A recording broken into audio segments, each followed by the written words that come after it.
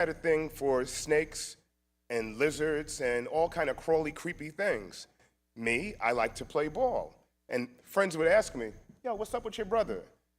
But guess what? I can be mad at my brother. I can want to choke my brother. But you are not going to talk about my brother, okay? And from Romans 12:10, it says, love one another with brotherly affection.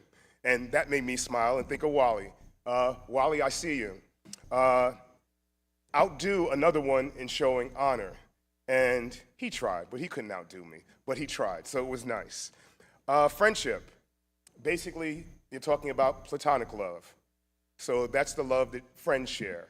And this love is actually the least natural because it starts off with interaction between strangers. And what they're trying to do, these strangers, is find a common ground. So think of schoolmates. If you can, for some of us, kindergarten wasn't yesterday or even a few weeks ago, but try to think back to kindergarten where you were sitting next to a kid and that you actually struck up a friendship with. In some cases, lifelong friendships, because he had cool crayons. He had the crayon box that had the sharpener in it. Or when you went out into the play yard, he liked to play kickball, you liked to play kickball. You became friends. And then, of course, there's the romantic love, eros, and this is commonly referred to when you look at, English literature. Actually, most literature. The definition is romantic and passionate. But since we're in church and we're talking about the Bible, that's not what the Bible is talking about. It's talking about that sacred bond between a man and a wife, a husband and a wife. It's a deep, encompassing love that two people share. As they build a life, they raise children. And oddly enough, that's a love that's usually sustained even when you forget to do things like your share of the laundry, the dishes, or whatever may happen to be on the honey-do list. And guess what? The honey-do list works both ways. We have honey-do lists for you too, okay? And the idea is that's a love that's gonna transcend all of the foolishness that will occasionally happen between two people raising a family. And then there's the unconditional love. That's God's love. And as mentioned in Psalm 136, verse 26, give thanks to God of heaven, for his steadfast love endures forever. There's nothing that you can do that's going to turn God away from you. He's created you. He has pushed you along and hoped to push you in the right path. We stray, and he still tries to bring us back to the right path, which is a way that leads us to everlasting life with him. Of course, there's John 3:16. For God so loved the world, he gave his only son, that whoever believes in him should not perish, but have eternal life. So God's love, this unconditional love, is freely given. Okay, we have not earned it, that's for sure. And we can all think about things that we do during the day. Every last one of us can think about something that we did that day and say, oh my, that was wrong, that was unchristian. However you want to put it, you know you were wrong, basically, okay? So, but most importantly, what we've done because of our sinful nature is we've actually created a barrier. This is a barrier to us, preventing us from regularly dispensing love, unconditionally.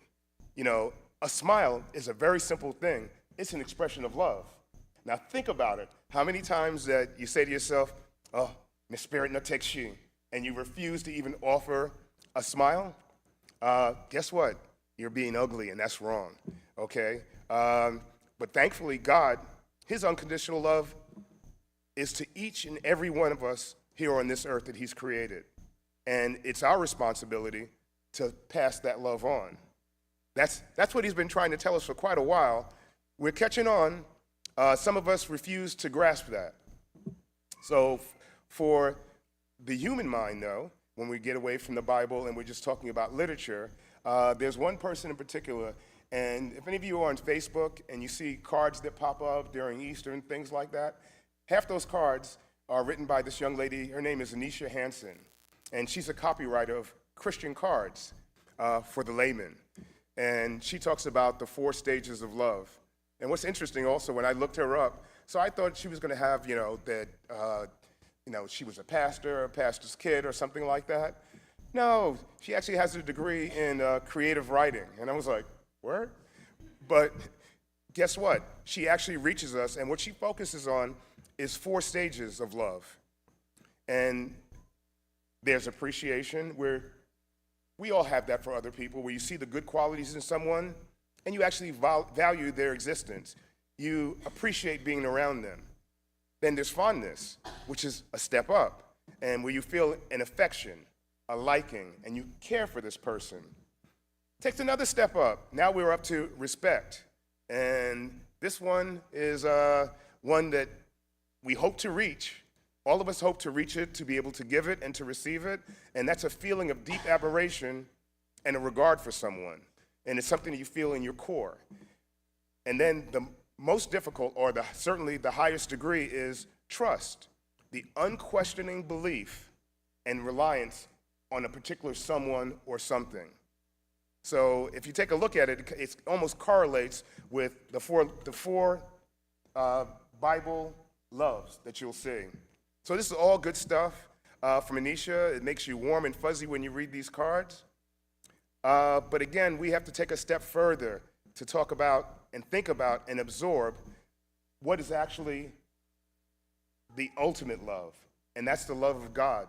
The love of God and that love that he looks for us to pass on to others.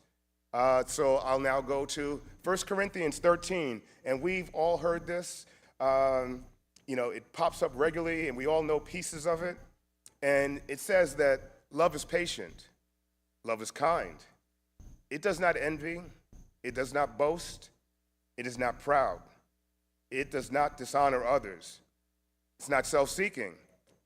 It's not easily angered. It keeps no record of wrongs. Love does not delight in evil, but rejoices with the truth. It always protects, always trusts, always hopes, always perseveres. Love never fails. Now, Jesus, we know he exemplified the ultimate love throughout his life, his teachings, and most importantly, that should be clear to everyone, his sacrificial death on the cross for our redemption. We hadn't even earned that, but yet here he was, his life was on the line. And he goes for a walk, and he knows what's coming. And he's basically telling God, yeah, I'm a little nervous about this. You sure this is what we want to do? I'm going to follow your will. And he's going to make that sacrifice, which is what he does. John 15:13 tells us, Jesus says, greater love has no one than this, to lay down one's life for one's friends. And what makes it even more amazing when we're talking about Jesus, he didn't know all of us. And never mind those who were there then, we're talking about 2,000 years later, he set this up for us in motion that he's still looking out for us. He's still looking out for us, and some of us are refusing to still grasp on.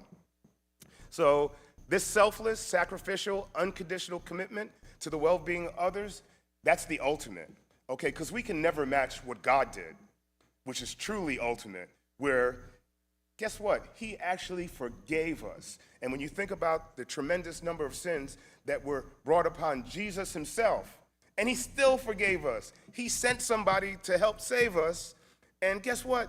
We rebuked him, and he still forgave us. So I present that we, as Christians, as followers of Christ, we're coming up short, and okay, don't look at me like that. I see you're looking. Well, hold on, not me. For my immediate and extended family and friends and my neighbors, I'm with you. But for strangers, I don't know them like that. I get the other stuff. Patience. Yeah, I can be patient. Envy. Oh, that's not me. I ain't going to dishonor nobody unless it's necessary. I'm not selfish if I have enough to give. I'm not an angry person. I forgive and I forget. I won't suffer any evil around me. I just won't have it. And of course, I'm going to protect mine. I'm loyal to them. Well, I got to tell you, that's yes, you, and me too, we come up way short. We try, we do, but we are flawed works in progress. And thank God that it's still a progress is going on because he loves us. So he's like, it's patient. It's like when you have a young child and the child is the terrible twos. No, don't touch that. Don't touch that. Lift that. Move that. Don't go there. And they still keep doing what you say no. But guess what? You're not going to put the child outside. You're going to suffer through it, and you're going to bring the child around. Well, he's been trying to bring us around for at least 10,000 years, and we keep messing up. So as Christ followers, we know better. So we must do better. Now, I've heard that so many times from one of my sisters, nameless she shall remain, that I get nauseous sometimes when I say some things, but truth be told, when I actually whine about some things, and right after the words come out of my mouth, I know that's going to be her immediate response. So I get it, and I try to focus. So the goal is to practice these love tenets that we discussed from 1 Corinthians every day. That's the goal, that it's a part of our life, and every day that's what we're practicing. Now, for us, some are easier than others. Some of us have the patience of Job. It doesn't matter what the issue is. Honey, the roof fell in. Oh, gosh, well, it's going to be okay. Many truly don't harbor envy. They're happy for what they have, and they're happy for how their neighbors have been blessed. They won't dishonor other folks. They don't have a get-even bone in their body. Some will share their time and resources in support of others, sometimes even to their detriment, but that's their nature. It's in them. Angry? No, I'm not angry. I'm holding on to my joy. You pass me with that anger. Others can forgive and forget slights in the blink of an eye. And most of us will quickly flee from people and things that it's got everything but the devil's horns on it, and you know it's evil. And that's something you distance yourself from. There are others that are going to quickly rally the troops. Something is happening to a neighbor is in distress. They're going to rally the troop and bring in their ever widening circle of theirs to help take care of a problem. The reality is, each of us have love deficiencies. That's a trademark, so if Pastor tries to use it, remind him that I did trademark it. And love deficiencies is where we come up short, where we're not being very Christian. And I'm just going to slide over for a second. Sister Jackie brought up that we should all go take a look and find out about Amazing Grace. Now, I had chosen that song to start things off because when you think about it and you know the backstory, and what's interesting, if you go to like Encyclopedia Britannica or you go to a child's school book, it'll mention it. Okay, even the school books for Sunday school, it'll tell you that, oh, he was having a bad day. His ship was getting ready to go down, and as he sat there and he knew death was coming, of course, he was dropping to his knees and he was praying to God and asking for help. But what the book doesn't tell you is that ship that he was on, there was a whole bunch of folks that looked just like me that was in the bottom of that ship. And it wasn't until then, mind you, he comes from a Christian background and a family of pastors.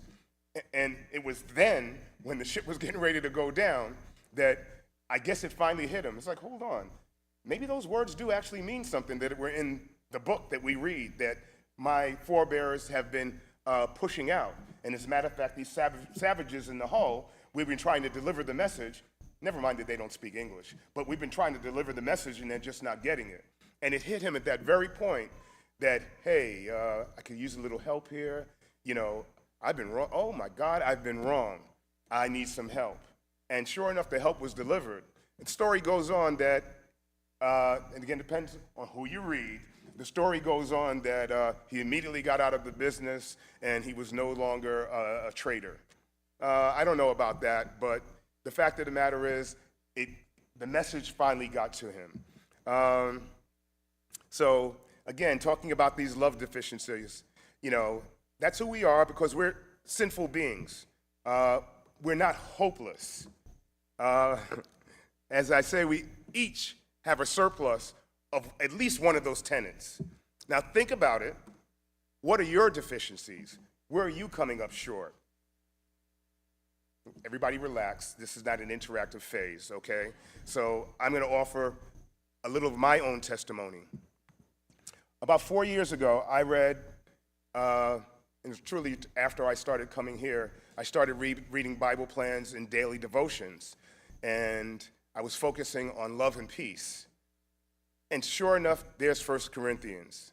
So, but it's one thing to have heard the verse, but now when you have it as part of a Bible plan, so now the goal is to not only hear it, you speak it, you're studying it, you absorb it. I got to tell you, it hit me like a ton of bricks because it made me realize, hey, I'm coming up short on some of this stuff. You know, patience in particular, I had none for the tiniest slights or what I perceived as a challenge to my very existence. Yeah, I'm sensitive that way. Keeps no record of wrongs. I got to tell you, I work diligently to get even. Okay, don't tread on me.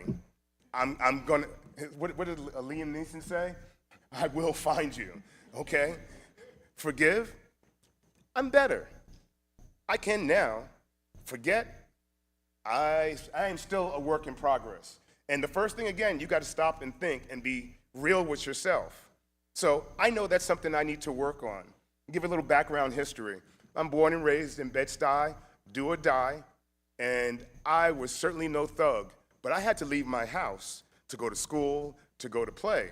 And I remember on Sundays, we would walk to church, and my father had stories and everything like that, and we thought it was important that we walk to church. Okay, cool, no problem. You get over that. I have 2 sisters. So guys would see me on Sunday, we'd go walking to church and everything like that. So everybody got jokes, you know, because if nothing else, my daddy had me decked out. I was Allen Solly down, button-down collar shirt and everything like that, and schoolboy. So I got teased for it. My father taught me not to take that too seriously, but at the same time, you can't let folks test you. Now, mind you now, this is on a walk back. I done been in Sunday school, been in church and everything like that. But at the same time, he could turn around and tell me, don't let them test you. And I'm like, what does that mean? He says, they test you, okay, where they want to get up on you, and you let it happen, it's going to be a daily occurrence. So on one side, they're telling you, oh, you know, love this and love that, and you don't want to hurt anybody. But sometimes you got to beat some people down, okay, to get them off your back, okay? So I want to give thanks to a brother that was older than me. He passed away recently, Purnell. Now, unbeknownst to me, Purnell and my father were talking friends.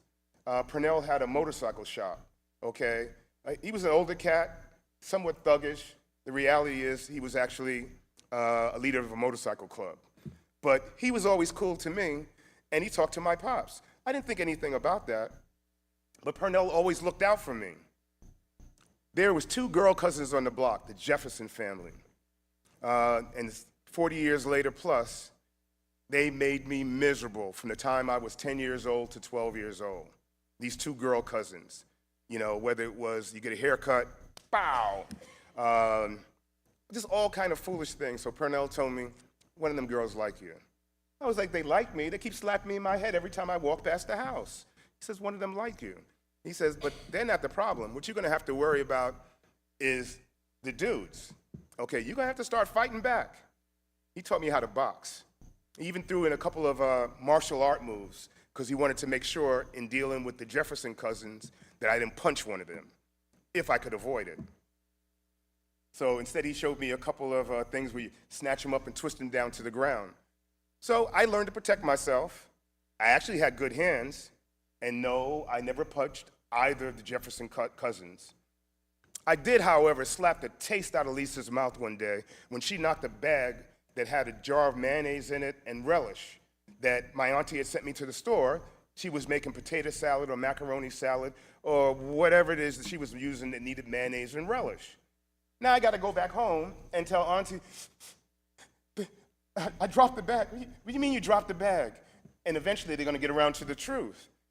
So sure enough, she gave me another $3 or $4, says you better bring them bottles back. And so I got the mayonnaise, I got the relish, and I ran all the way down the block to my house. And looking back at Lisa, when she first knocked it out, it was a reflex action. My bad. 2 weeks later, oddly enough, Lisa and her cousin Pat, they invite me to the Gates Avenue movie theater. There's no more harassing me when I go up and down the block. I don't know if that was the slap, I have no idea, or basically she couldn't help herself. I'm quite charming.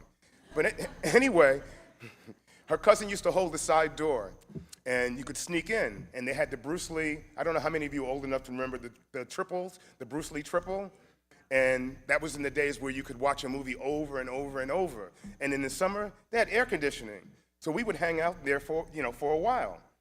But most special of all, Purnell was right, and Cousin Pat taught me how to kiss in the dark right there at the Gates Avenue, what do you call it? Anyway, but I digress. So getting back to it, sometimes a beatdown was necessary, and not only did it have to be a beatdown, it had to leave a lasting message. I'm not the one, and you don't want to forget it. I was quick to throw hands, and I made sure that all slights were repelled with a quickness. I also had to let it be known that I'm not going to forgive a slight, and you might catch another beating, okay? So, but as I got older and you move through things, and next thing you know, you're working, apparently it's not socially acceptable to slap someone up in the office for transgressions and slights. But I did become quite adept with the get even. So moving forward to the quite recent past, it's just a little bit more. The quite recent past, that's not going to work, because now we're talking about a different career. It's a different phase of life. There's new players, mission statements, retirement on the horizon. You need to get there. So physical, psychological, verbal violence is taxing. It wears on you physically, mentally, and spiritually.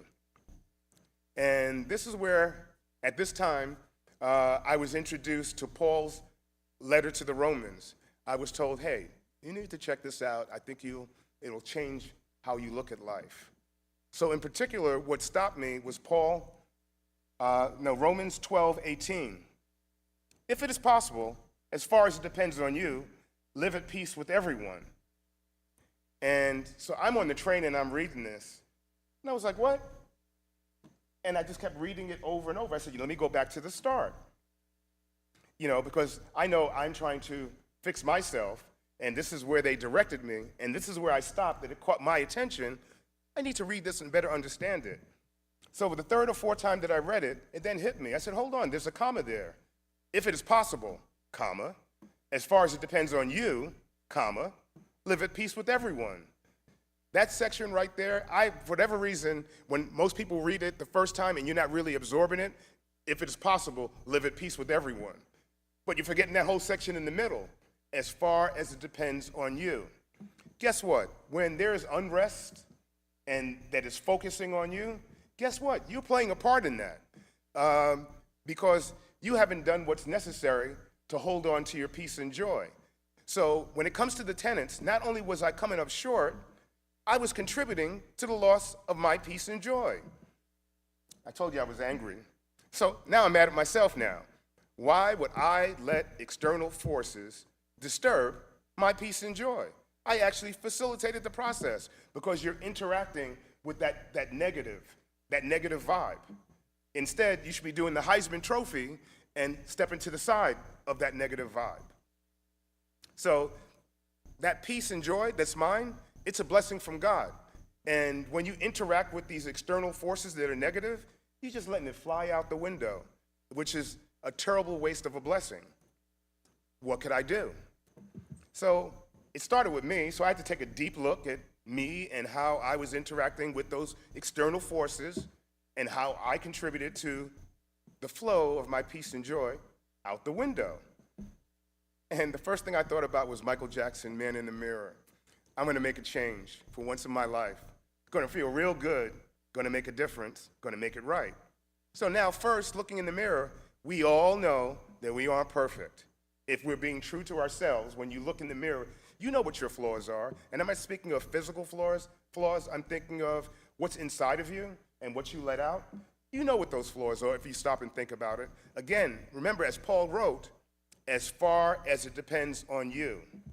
So remember, you have to look at your participation in the folly and find out where you're at fault. You have to start there.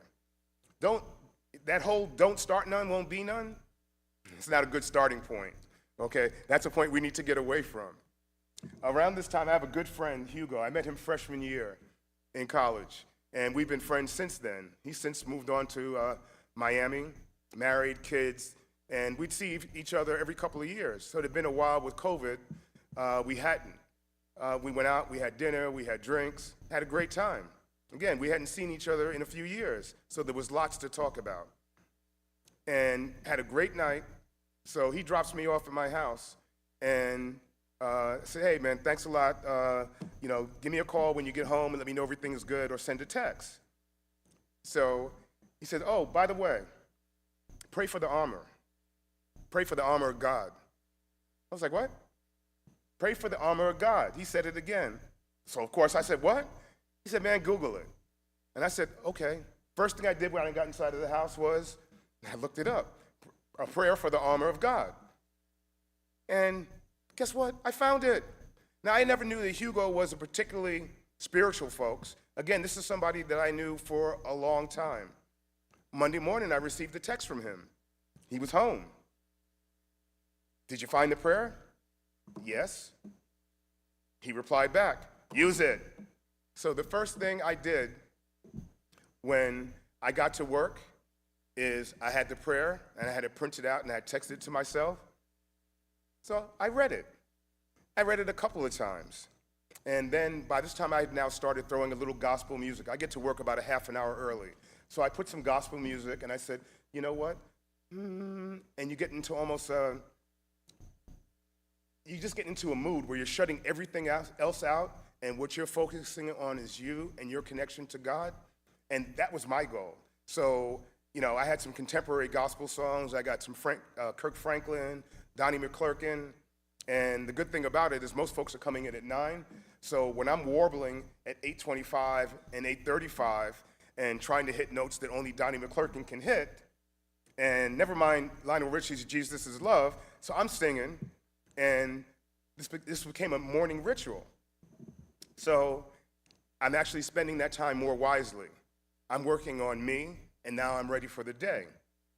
So I'm praying for the armor. I'm lifting up my voice with songs of thanks and praise and a warmth of peace and joy. It actually made my eyes just a little bit water. So you go on, and I'm doing this now for a couple of weeks. And I don't know how many of you use YouTube for your music. I do it at work, and I can go in and out, and it's sitting there in the window that's hidden. So I have a couple of songs, like I told you, that I had loaded up. YouTube apparently has some type of AI or something where on the side, there's some extra songs that are coming on. If you let it play, it's like, hey, I didn't put that. No, you didn't, AI did, which is cool, because now they had added some new things to it. And the first one I noticed was Kirk Franklin's I Smile. I'm not going to sing it, I'm just going to read it. I almost gave up, but a power that I can't explain fell from heaven like a shower. Now I think about how much better I'm going to be when this is over. I smile. Even though I hurt, I smile. I know that God is working. I smile. So now the eyes that were already a little bit moist, they're starting to develop little pools in the corner. So then he hit me with Marvin Sapp's Never Would Have Made It. I can see you were there for me, and I can say I'm stronger, I'm wiser, I'm better, much better. When I look back on all you brought me through, and I got to tell you at this point now, so it's a little bit of sniffling, and I don't know, I guess the sniffling and the eye thing has all happened at the same time, but no shame. I refuse to be shamed about that. But now, it got worse, okay? Howard Hughes' Say Amen comes on. And so I'm listening to it, and I'm actually, by this time, I'm really focused on the words that are coming out from the song. Everything is not what it seems. There's a force behind the scenes. He's in our life every day. He's right there when we call. In him is where my strength lies. I lift my eyes beyond the skies. Only he can save my life, and only he can hear my cries.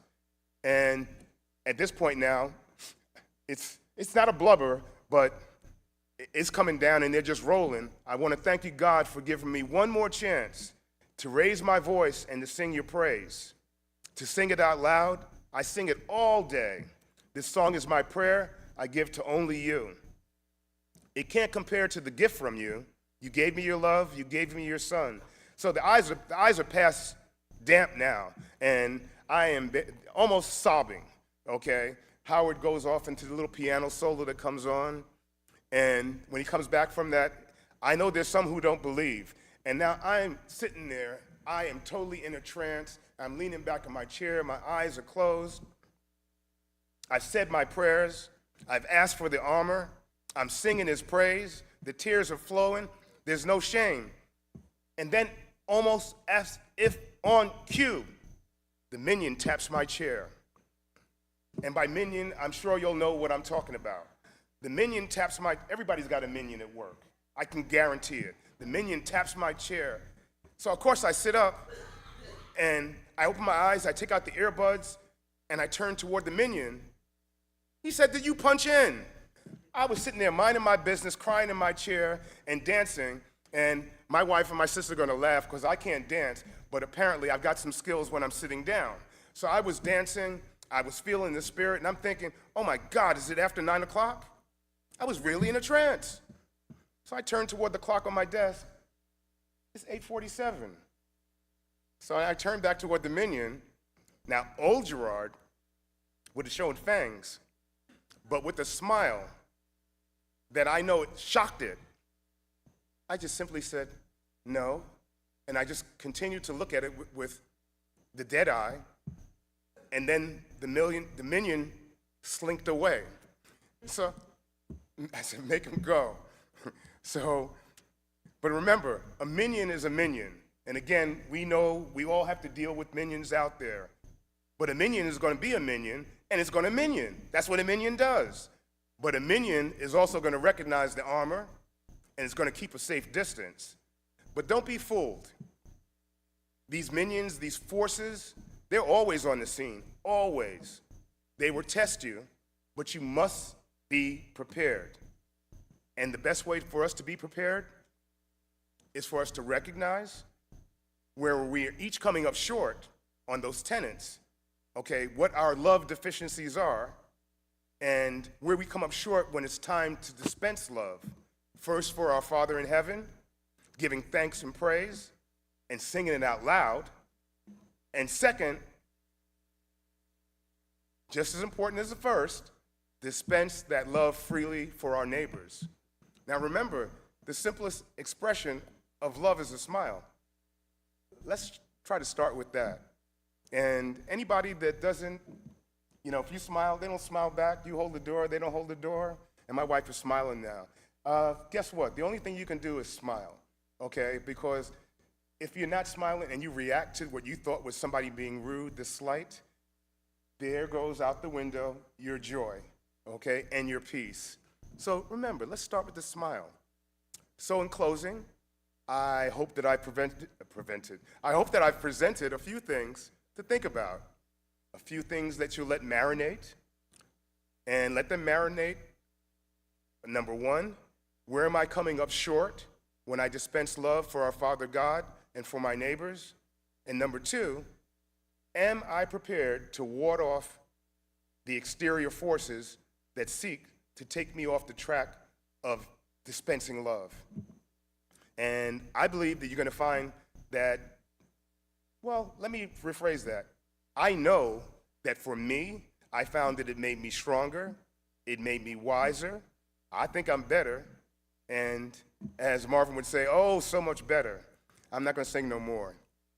So, dear God, I come before you today seeking your divine protection and strength as I put on the armor of God. Clothe me in your truth, righteousness, faith, peace, and equip me with the sword of the Spirit so that I may be able to stand firm against all spiritual adversaries.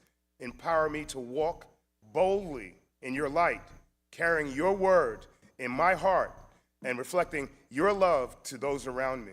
In the mighty, matchless name of Jesus, Father, hear my prayer. Amen.